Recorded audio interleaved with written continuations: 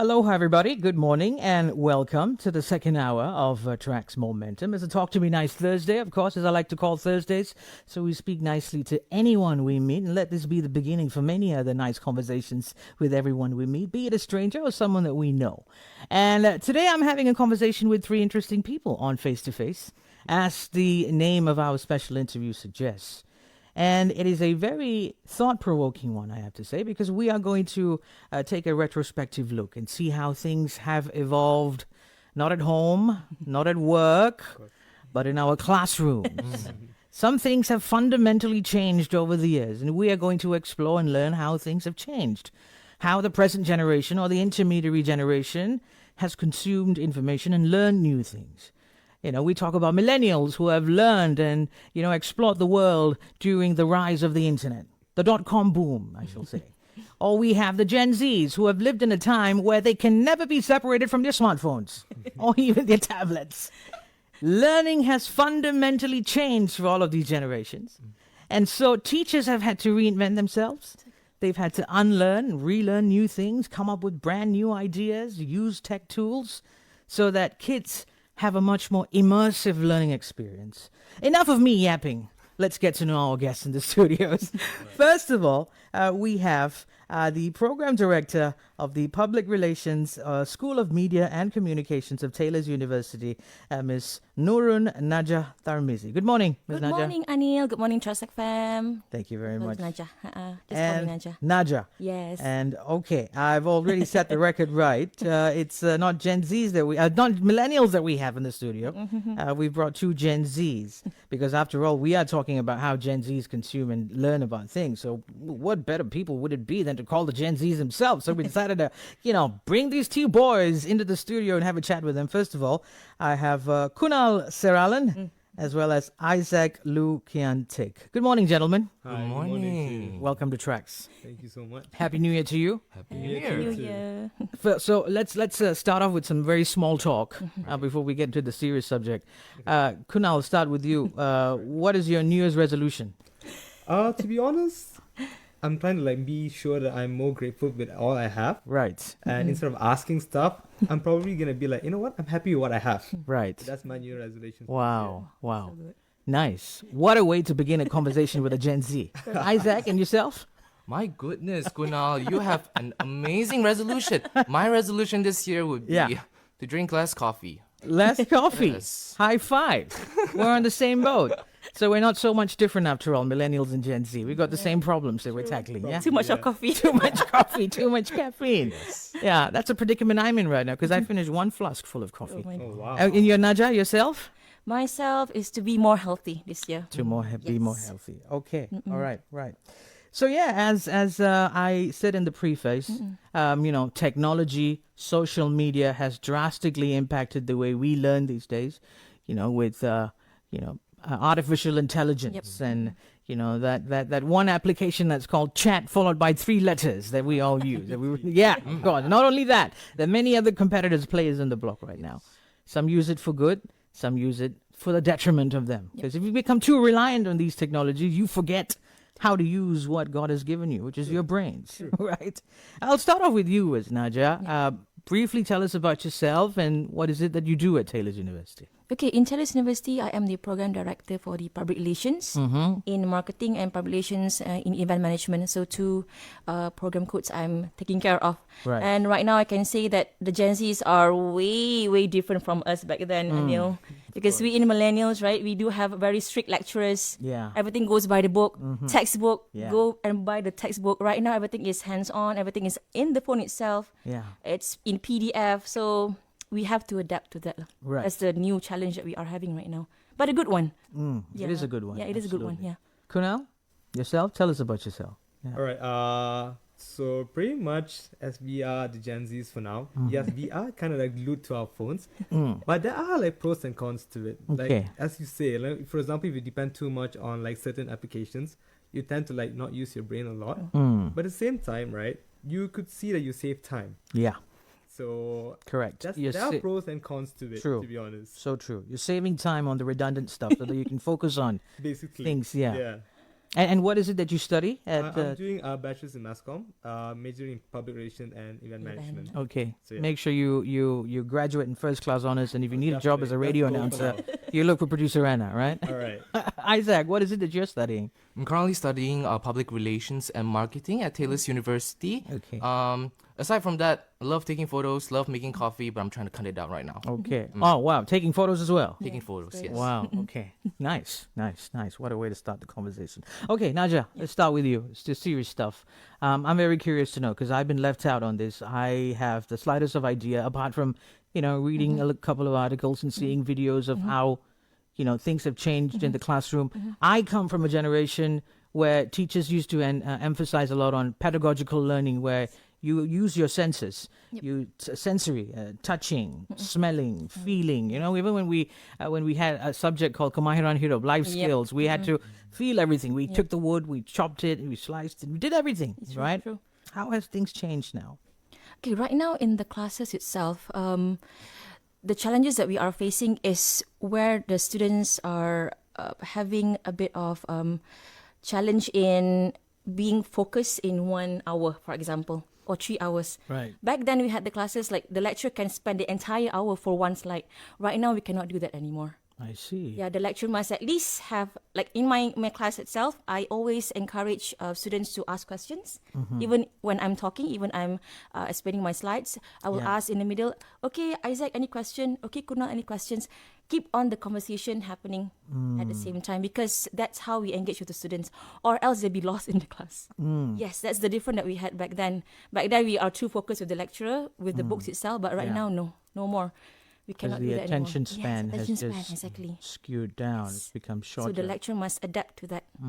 And these generation, people like Kunal and Isaac, they're becoming very inquisitive. They're always asking questions, deep questions, right? So as a lecturer, we cannot stop them to ask, because the more the questions they ask, the more we can see, they are very interested in the topic today. Yeah. If not, they'll be very quiet. That's a huge problem, actually. course, So why of too course. quiet? Yeah. Is everything okay? So that part, the lecturer must make sure that the students understand what the topic is all about on that particular day. Right. If not, we'll be very, very lost Loss. on how to help exactly. Yeah. Of course, I'm sure.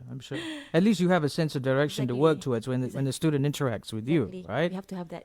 Because in our time, it was we relied just purely on textbooks. One-sided most of the time, Yeah, right? that's it. Yeah. What we read in the textbooks were the gospel. That's what we believed in, and that's what we thought was the truth.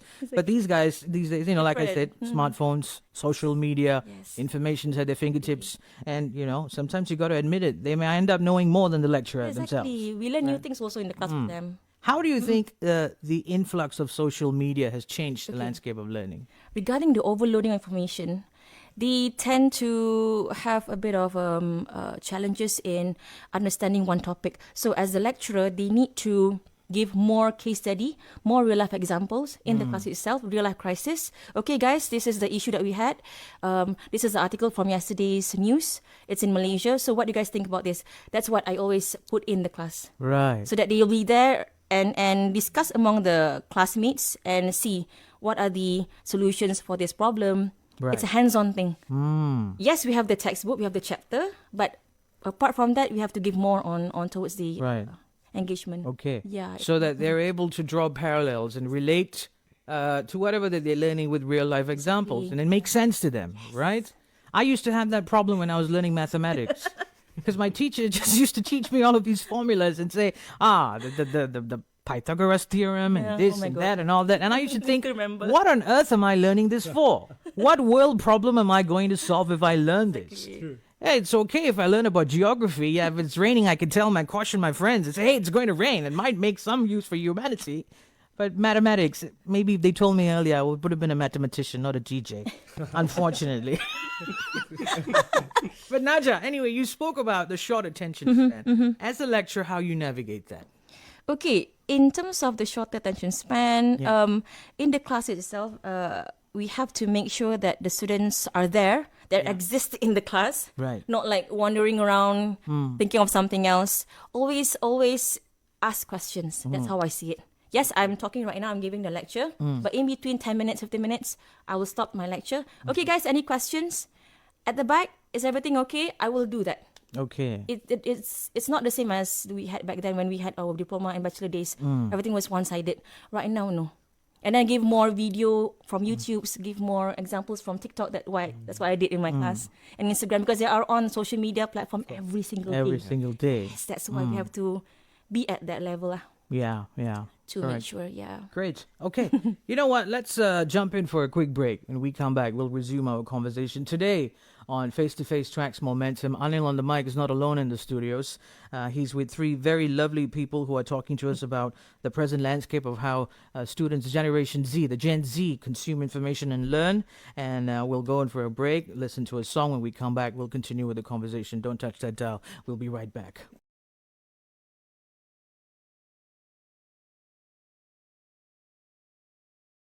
Welcome back, and we are now live on air from studio number 5 here in the heart of Media City, Angkasapuri. My name is Anil on the mic. It's face-to-face on Traxx Momentum, and face-to-face with me in the studios is Nurun Najah Tarmizi, Kunal Seralan, and also Isaac Liu Kiantek. Two of them are actually Gen Z students from a local university, and Nurun Najah Tarmizi, Ms. Najah, she's giving me the privilege to call her. She's actually a lecturer as well in this university. And they're today talking to us about Millennials and Gen Z in the classroom. The three of you, welcome back to Face-to-Face. Thank you so much. All right, now so we'll let Ms. Najah take a break, let the lecturer take a break, right. and now let's talk to the two gentlemen over here. Yeah. Okay. Now, learning methods has fundamentally changed.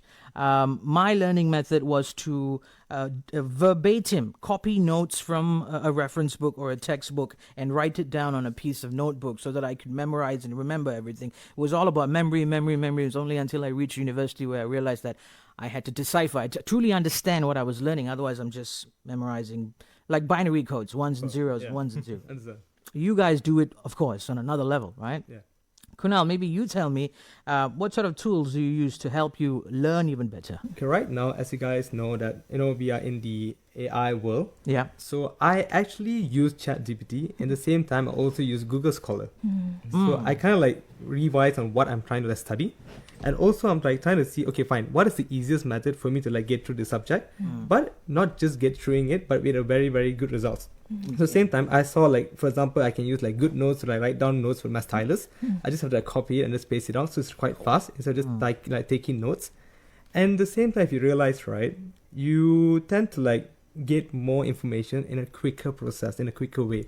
Instead of you going to the library, flipping through books, right, and searching information, that would take so much time. For example, like back in the days, I'm pretty sure you all use like dictionary, thesaurus, bro, the struggle is real, bro. Right. It's real. So the things like back for us, right, it's quite easy. We have everything on our fingertips. Yeah. So we just have to like search for something that we truly need. Pop, information is that. Isaac, what about you? What tools do you use? Yeah. I go with the basics, but sometimes I do use flashcards, online flashcards such as Quizlet. I do use GoodNotes, but sometimes I prefer the tactility of pen and paper, right? But Google Docs will be my go-to. So for example, in Miss Najah's class, when she's on her roll, teaching the presentations and all, I'll just type away, right? Sometimes I will procrastinate a bit. Sorry, Miss Najah. However, I'll bring myself back and, I can reflect on it very quickly. Right. That's amazing. Okay. You see, this is another thing that I love about having conversations with people like you is that it's a moment of convergence, right? This is something I learned. In mathematics, it would say 1 + 1 = 2. But in convergence, 1 + 1 = more than 2. So today we're going to create more value by learning from you guys. There are lots of adults, older adults, middle-aged adults who are going back to school to learn these days. And some of them are pretty stuck onto their old habits. They say old habits die hard after all, right? And we want to learn from you now. Right. Kunal, start with you. What do you think are 3 applications that a adult who is back to school, a working adult back to school, needs to have to help them learn much better at the pace that you are learning things now? All right, basically, yes. I would suggest, number 1, Google Scholar. Google Scholar, okay. That will actually help you like get precise information. At the same time, it has all the links to all the journals that you want to like link to. For example, if you want to like further your PhD or your masters and everything, you have all the links from Google Scholar. So that's the main app that I would suggest. The second one, you guys could like bow down to ChatGPT. Okay. Because honestly, it's really helpful. Yes, you get those precise information, but don't depend on it.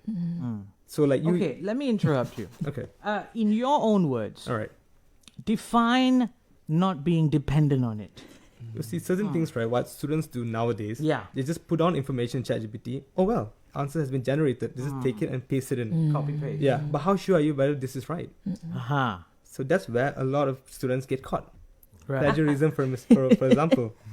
So that's when plagiarism will show, like, oh god, 100%. Obviously, because you just copied it and pasted it without actually going through it, without even reading it. Yeah. So that's where ChatGPT, yes, it plays a major role, but in the same time, it brings negative effects as well. Yeah. So those depend on it as a platform Yeah. that you get information Right. instead of a platform that you get answers. Answers. So that's what I was trying to say. Okay. Platform to get information instead of getting answers. Yeah, exactly. Yeah. Don't depend for answers on it. Yeah. Very cool, because a couple of weeks ago I shared about this article of how a teacher used a unique trick to catch her students who were using ChatGPT. Understand. She gave them a piece of paper and that was a task for them to write an essay. But in that question, all right, in that task for them to write an essay, very small. She just lowered it. She just skewed the size into smaller font. Said, make sure that your essay does not include a character by the name of Susie. Because apparently, if you ask ChatGPT to write It's you a quite famous, story, is that name, yeah. Susie is a very common Exactly. name. Exactly. And then when they turned it in, when they turned their papers in, whoever who had a Susie, the teacher just wrote that. You ChatGPT. thank ChatGPT. Yeah, it's like point blank. You thank ChatGPT for just ruining your turn papers. So now here's your turn paper. Now you give me back another brand new story and forget about Susie. You, Isaac, what tools do you think an adult should have? Yeah. I personally use Google Gemini instead. Gemini, yes. I like it, right? Because it's more aesthetically pleasing, perhaps, right? Okay. And also with it being Google, you can double check your responses. All right. However, as Kunal mentioned, do not rely on it. Use it as a helping hand, right? Because, with AI on the rise, you cannot deny it. And especially with people stuck in their old ways. I am stuck in my own old ways. However, you have to adapt to it. Because without adapting to it, you'll probably be left behind. Yeah. You will be left behind by, getting overwhelmed and, Yep. being distracted with social media as well. Exactly. Yes. Exactly. Which is another question I want to ask you. All right. We have got into this scrolling or swiping up and down culture. We endlessly, perpetually just swipe. For Swipe. hours and hours. And with guys like you who, study with your devices on, all you got to do is just pick another application and just take a look, just peep through Instagram or Facebook and then come back. Right. How do you stay focused, guys? To be honest, right, there's something in my phone called Do Not Disturb. Okay. I probably just put that platform. For example, if I want to study from 11 p.m. to 3 a.m., because that's Right. when I'm normally focused on with my works, I put on Do Not Disturb and I will not touch my phone because Okay. I'm easily influenced by the application called TikTok. Ah. So just one scroll and I'm gone. I'll be scrolling for Yeah. hours and hours. So I put my phone aside and then I focus on the main thing. So with the Do Not Disturb on our phones, Yeah. that actually helps us to focus on what we're supposed to do. Mm. So thanks to Apple for that. Yeah. I sometimes tell myself when I go on TikTok, I say, Anil, I'm only going to swipe up 10 times. It does not work that Never way. works. It does not work that Never way. works. That's the I'm thing. telling myself, okay, I'll just watch a bunch of TikTok videos before I go to bed, and I'm Like half an hour only. Yeah, Yeah, but half an hour is I don't know, 2 hours Najah. later. But for me, I'm like I said, I'm just gonna scroll up 10 times. 1, 2, 3, 4. Next thing you know, I spent an hour Oh For my real. goodness. just looking at things that are non-productive. True. Anyway, this is a great conversation. For all of you who are just tuning in, this is Face to Face on Traxx Momentum. We're speaking to two very intelligent gentlemen. They're Gen Zs. Their names are Kunal and also Isaac Lukiantek, and they're here accompanied by their lecturer, Nurun Najah. She's the program director of Public Relations, School of Media and Communications at Taylor's University. And today we have learned a lot about millennials and Gen Z in the classroom. But don't go anywhere yet. There's still a lot to learn in this classroom from the studio after a short song break. Welcome back to Face on Traxx Momentum. It's Anil on the mic, and today we are talking about millennials and Gen Zs in the classroom with two students, Kunal and also Isaac Lukiantek, and they are joined as well by Ms. Nurun Najah. She's the program director of Public Relations at the School of Media and Communications of Taylor's University. Welcome back to the three of you. Hello. Thank you so much. Thank you. Right, so I have to say it's been a very interesting 29 minutes or so of having this chat with you. Unfortunately, we're short of time. I just wished I had a longer time, but never mind. We'll just squeeze in. We got about 15 minutes before I give way for the news. Now, let's talk about again, striking the balance between spending time on social media and also focusing on your education. A lot of techniques are out there, like mindfulness or, digital detox. And that's something I remember I think it was last year, I interviewed another student, just like you, he's a Gen Z, and he runs this movement where he encourages millennials and Gen Zs, or the younger generation, who are sucked into social media and are so engrossed in some of the fallacies. It's sometimes whatever you see in social media is pretty untrue. Sure, of course. It's just a fake fallacy that some people are building. Sure. And it's absolutely okay for them to take a step back, Sure. and then just detox away from social media. I want you two guys to give a message to the young ones out there. Tell them, why is it necessary and how will it benefit them if they just stay away from social media for a while? I would say, don't believe anything you see on the internet. Correct. Everyone just Say it, portrays Kunal. a good side. Yeah. Everyone just portrays a good side of their life. Yeah. No one knows what's the backstory of their achievements and how did they come here. So people just think, oh no, look at this guy. This guy his life is so easy and he achieved everything in the tip of a finger, but you don't know the success and the hardship that he went through back then. So I believe by you not focusing on what they achieve, but at the same time you focus on what you can do to make sure that you can be better. Right. Challenge yourself. Instead of you seeing another person, challenge yourself to a way that you know that, okay, fine, let me just do this or detoxify myself from social media for a while. Uninstall Instagram or TikTok for a while. My finals are coming near and stuff. Uninstall the applications and focus on your study. You can always come back on TikTok. You have years ahead. Yeah. But education is first. The application is there to stay. Exactly. It's not going to go anywhere. Anything. Unless someone bans it. So yeah. Yeah. Right. Ms. Najah, how important is it to incorporate social media as much as it's a distraction? Do you think it's important? Do you think it plays a vital part in education nowadays? Right now, it's very, very important. Again, like I said earlier, the students right now are into the social media platform every single day, every hour. We have to put that in our classroom, give examples from TikTok, give examples from Instagram. That's how we get them to be engaged in the classroom. Okay. Else they'll be like, what I have to learn today? What does it have got to do with me?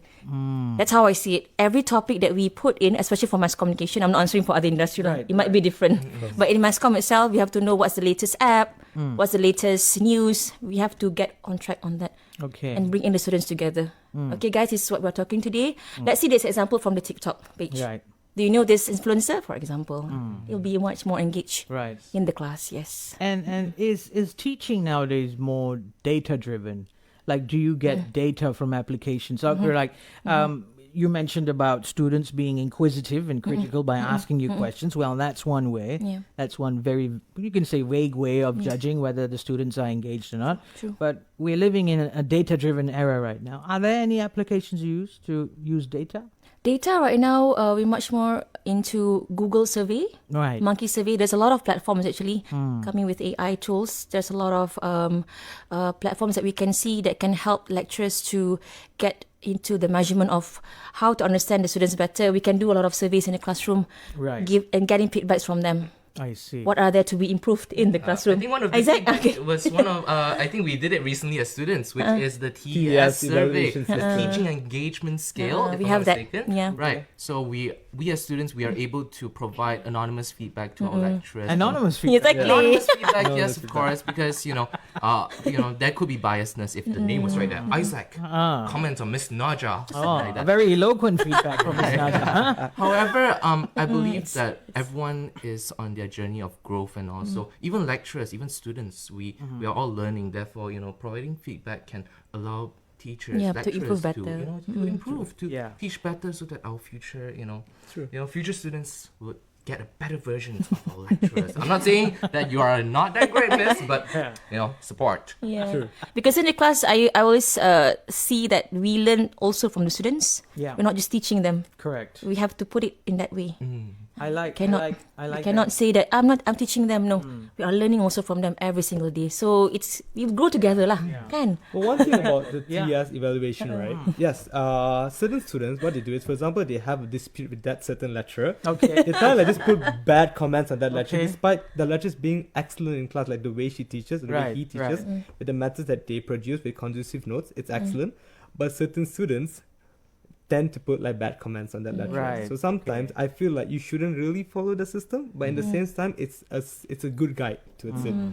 So, I'm sure Kunal and Isaac would have only given good feedback to Ms. Najah. Shame on those students who actually gave any bad feedback. But anyway, I have to say, Isaac, Kunal, Ms. Najah, thank you very much. Thank you, Anil. Thank you so much for this opportunity. Thank you Of so course, much. of course. Thank you for giving us the opportunity for having this chat with you. It's more of like a coffee chat, but we learned a lot, and I think it's enough to spark some interest in the minds of our listeners and realize that learning could never be so much of fun.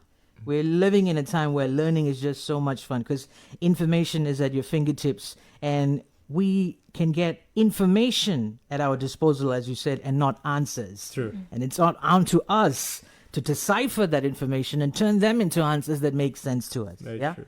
Kunal and Isaac, I wish you all the best, Thank as you well so as you, much. Najah. Thank you, Anil. Have a Thank you great so much. 2025. To you All right, as well. Thank you so much. Have a nice Take care. day. Bye bye. All right. Bye. All right, that's a wrap for today's edition of Face to Face. I'm getting an ovation over here. Thank you very much. This is the first time of me being in radio. 3 years of broadcasting, and today my guests have given me an ovation, not a standing ovation. So I'll give them back another applause. Yeah. And also credit to producer Anna for securing these three intelligent, wonderful people to be in the studios. And yeah, like I said earlier, learning and also teaching could have never been so much fun as we're living in a generation right now, at present time where information is so accessible and anyone can choose to learn about anything as long as they know how to use the tools.